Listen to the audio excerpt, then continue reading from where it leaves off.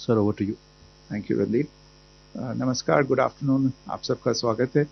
और मैं सबसे पहले अनुरोध करूंगा कर्नल सोफिया कुरैशी से कि वो आपको आज तड़के सवेरे से हुई घटनाओं से अवगत कराएं।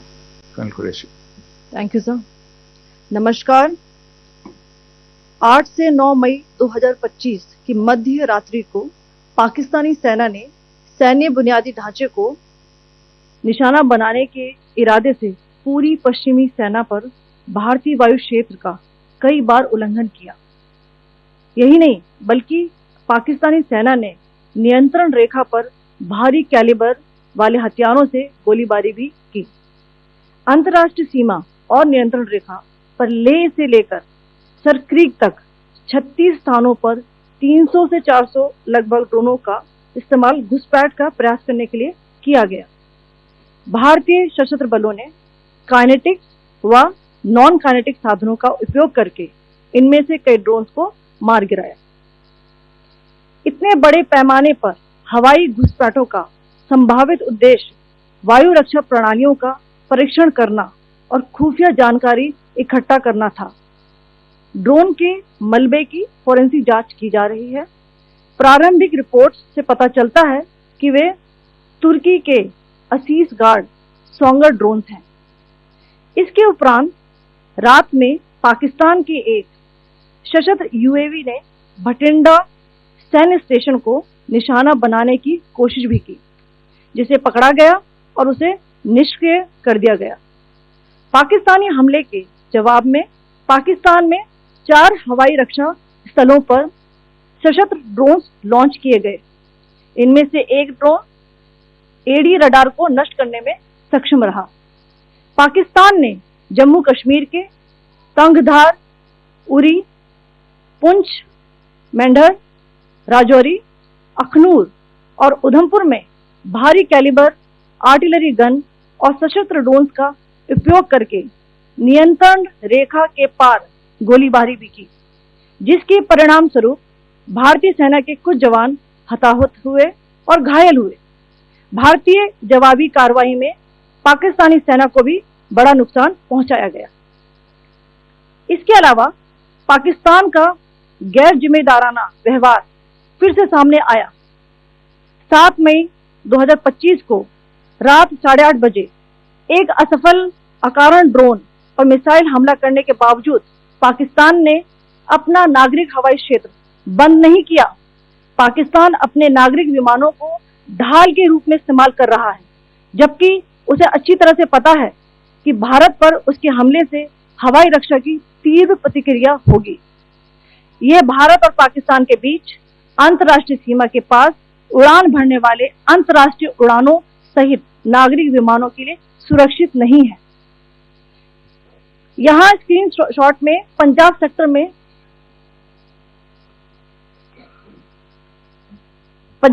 में हाई एयर डिफेंस अलर्ट स्थिति के दौरान एप्लीकेशन फ्लाइट रडार 24 का डेटा दिखाया गया है। जैसा कि आप देख रहे हैं यहाँ पर भारतीय पक्ष का हवाई क्षेत्र घोषित बंद के कारण नागरिक हवाई यातायात से पूरी तरह से रहित है। कराची और लाहौर के बीच के हवाई अड्डे मार्ग पर नागरिक एयरलाइंस उड़ान भर रही है। हाईलाइट किया गया है विमान फ्लाइनेस एविएशन का एयरबस 320, जैसा कि आप यहाँ देख रहे हैं, जो कि शाम को 5:50 बजे दमन से शुरू हुआ और रात को 9:10 बजे लाहौर में उतरा। ये सारा डिटेल्स आप यहाँ देख रहे हैं, ये डिटेल्स यहाँ लिखा हुआ है। Can you see this?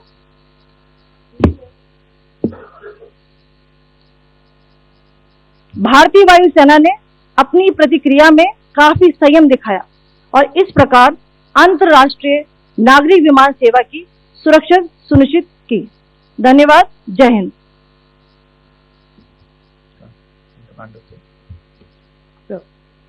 Good afternoon to you all. On the intervening night of 8-9 May 2025, Pakistan military carried out multiple violations of Indian airspace along the entire western border with an intent to target military infrastructure. Pakistan military also resorted to firing of heavy caliber weapons along the line of control. Along the international border and line of control, drone intrusions were attempted from Leh to Sar Creek at 36 locations with approximately 300 to 400 drones. Indian Armed Forces brought down a number of these drones using kinetic and non-kinetic means. The possible purpose of these large-scale aerial intrusions were to test the AD systems and gather intelligence. Forensic examination of the drone debris is being undertaken. Preliminary reports suggest them to be of Aziz Guard Songa drone of Turkey. Later in the night, an armed UAV of Pakistan attempted to target Bhatinda military station, which was detected and neutralized.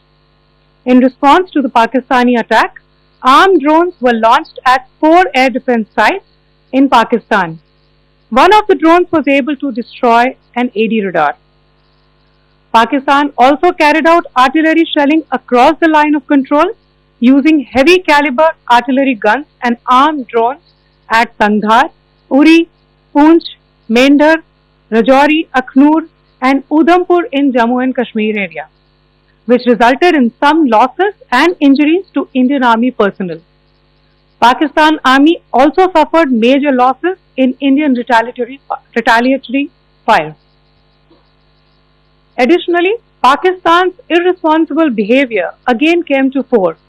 Pakistan did not close its civil airspace despite it launching a failed unprovoked drone and missile attack on 7th May at 8:30 hours in the evening. Pakistan is using civil airliners as a shield, knowing fully well that its attack on India would elicit a swift air defense response. This is not safe for the unsuspecting civil airliners, including the international flights which were flying near IB between India and Pakistan. The screenshot we just showed and we shall share with you, it shows the data of the application Flight Radar 24 during a high air defense alert situation in the Punjab sector. As you have seen, the airspace on the Indian side is absolutely devoid of civil air traffic due to our declared closure. However, there are civil airlines flying the air route between Karachi and Lahore.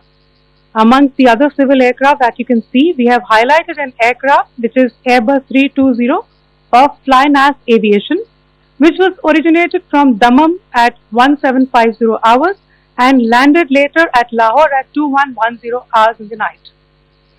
Indian Air Force demonstrated considerable restraint in its response, thus ensuring safety of international civil carriers.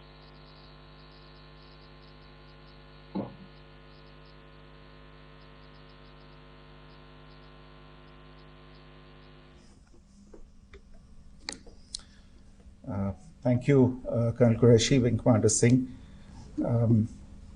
I have just a few points to share in addition. कल रात की पाकिस्तानी सेना की कायरतापूर्ण गतिविधियों से आपको colonel Qureshi और विंग कमांडर सिंह ने पहले ही अवगत करा दिया गया है. These provocative and escalatory actions that were taken by Pakistan last night were targeted at Indian cities and civilian infrastructure, in addition to some military targets. The Indian Armed Forces responded proportionately, adequately and responsibly. ये जो हमले हुए कल रात को भारतीय सैन्य इकाइयों ने पर्याप्त रूप से और एक जिम्मेदाराना रुख अपनाते हुए इन हरकतों का उत्तर दिया. What I want to underline is that the official and blatantly farcical denial of these attacks that Pakistan carried out by the Pakistani state machinery is yet another example of their duplicity and the new depths that they are plumbing in their quest for disinformation.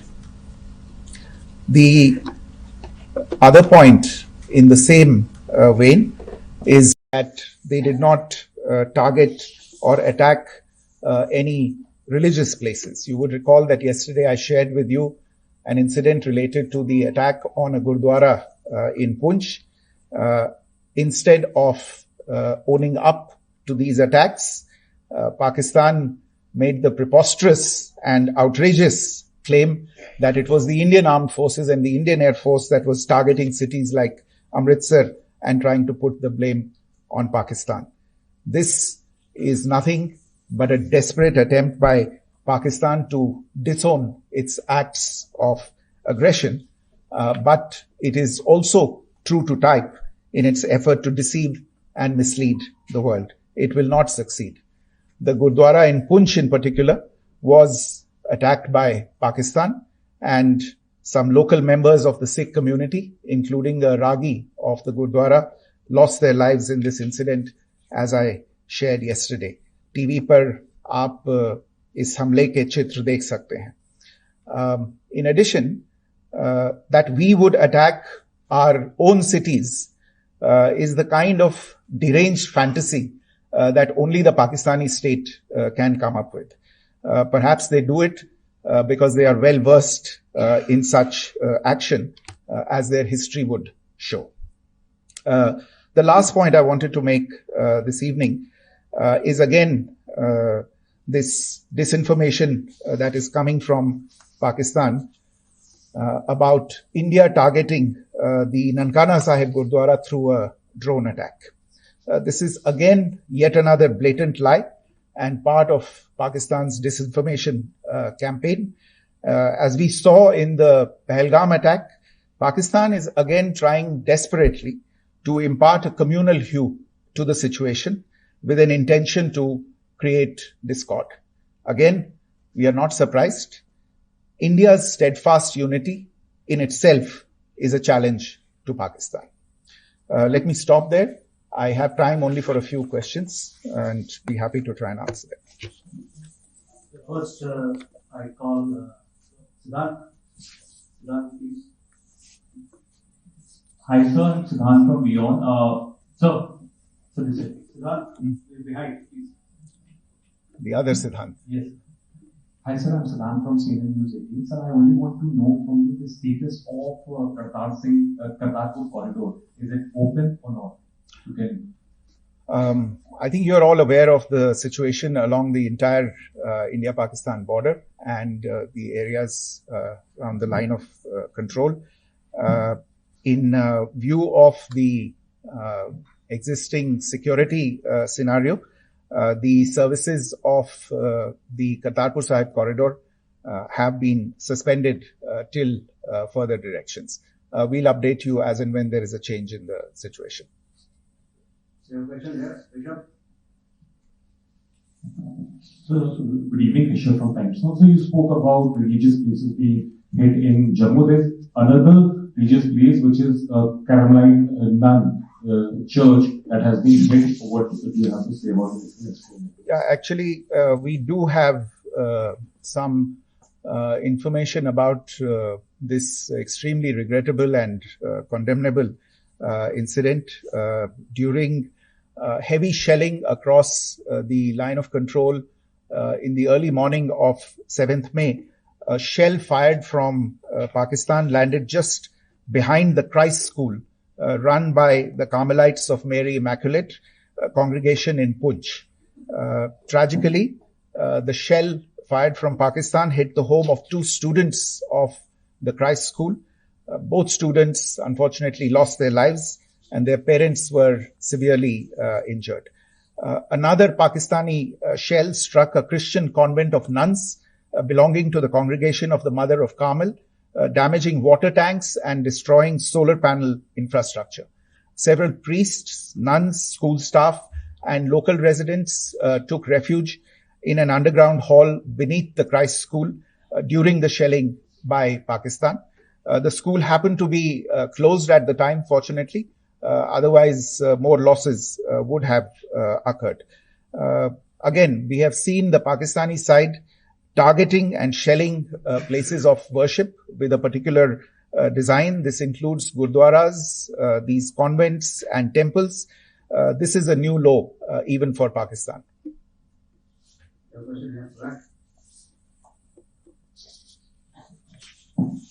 Sir Pranay Upadhyay अमरजात से। Sir कल आपने इसी podium से पाकिस्तान के IMF bailout को लेकर और इंडस वाटर ट्रीटी को लेकर जो टिप्पणी की थी उसकी पाकिस्तान में काफी तीखी प्रतिक्रिया भी आई और उसके बाद हमने देखा कि पाकिस्तान की तरफ से किस तरीके से लेह से लेकर भुज तक पूरी बॉर्डर के ऊपर जो इन्वेजन था वो किया गया। मौजूदा सिचुएशन के अंदर पाकिस्तान के बेलआउट पैकेज को लेकर और पाकिस्तान के अटेम्प्ट्स को लेकर आपका क्या असेसमेंट है, और दूसरा ये भी जानना चाहेंगे कि पाकिस्तान की तरफ से ये जो अटेम्प्ट किया गया था उसका भारत ने अभी तक उस तरीके का कोई जवाब नहीं दिया गया है, तो क्या भारत इसका जवाब देगा जो कार्रवाई हुई है बीते 24 घंटों में? देखिए प्रणय, जहां तक इंडस वाटर्स ट्रीटी का सवाल है, मैंने कल विस्तार से उसके बारे में इसकी चर्चा की है। Indus waters treaty is in abeyance and as such I have nothing further to add to the decision that was announced by the cabinet committee on security. जहां तक IMF bailout का सवाल है, आपको ज्ञान होगा कि IMF की आज मीटिंग हो रही है। हम वहां पे अपना पक्ष रखेंगे और जो हमारा मत है इन चीजों को लेके वहां पे साझा करेंगे दूसरे मेंबर्स के साथ। ये बोर्ड पे निर्भर है कि वहां पे क्या निर्णय होता है। और जहां तक जो कार्यवाही हुई है उसका जवाब देने का जो आपने जो प्रश्न उठाया है, जो आज ब्रीफिंग हुई है, जो आपको सूचना मिली है, मैंने भी कहा है कि जो आज सवेरे तड़के सवेरे जो गतिविधियां हुई, भारत ने उनका एक जिम्मेदाराना पूर्ण तरीके से और एक पर्याप्त तरीके से उसका जवाब दे दिया है।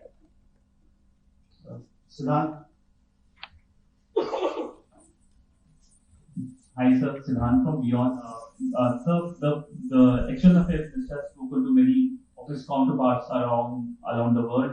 Yesterday he spoke to the US Secretary of State Marco Rubio. So what were the key areas of conversations during that call? Yes, the minister had a conversation with the US Secretary of State. As you can imagine, the focus of discussions was the terrorist attack in Pahalgam and the response that India mounted after that on the 7th of May. The Secretary of State shared his thoughts on these developments with the minister. The minister deeply appreciated the US's commitment to work with India in the fight against terrorism, and he also underlined the targeted measures that India had taken in connection with Op Sindoor. The minister also underlined that India would firmly counter any attempts at escalation from there. But in follow-up to that, as you are aware, there have been a number of other conversations. The minister had a conversation with the UK Foreign Secretary, David Lammy, today. There too, the discussion centered around countering terrorism, for which there must be zero tolerance. And I understand just a short while ago, the External Affairs Minister has also spoken to the Foreign Minister of Norway, Espen Barth Eide, which was also focused on recent developments stemming from the terrorist act in Pahalgam. One last question, Sudhir. Sir, once again, thank you for the invitation from Bloomberg. Once again, India had Bahawalpur the other day, which is also connected with the murder of one of our journalists, Daniel Pearl. If you could give us an understanding of what exactly are the reports that you're getting. You're right. Bahawalpur is the headquarters of the Jaish-e-Mohammed terrorist group that is proscribed by the United Nations. Its leader, Maulana Masood Azhar, is a proscribed individual. It is, you brought up the connection with the tragic death or killing of Daniel Pearl of the Wall Street Journal. The Jaish-e-Mohammed was in some way directly or indirectly responsible for the death of Daniel Pearl.